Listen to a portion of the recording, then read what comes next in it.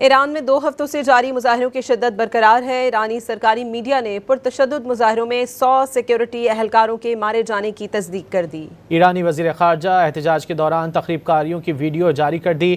تمام تر تازہ ترین صورتحال پر دیکھتے ہیں رپورٹ۔ ایران میں 2 ہفتوں سے جاری پرتشدد مظاہروں میں کمی نہ آ سکی۔ انسانی حقوق کے امریکی گروپ کے دعوے کے مطابق ملک بھر میں جاری مظاہروں کے باعث اب تک 500 اموات ہو چکی ہیں۔ دوسری جانب سرکاری ٹی وی نے 15 روز کے دوران 109 سیکیورٹی اہلکاروں کے جاں بحق ہونے کی تصدیق کر دی۔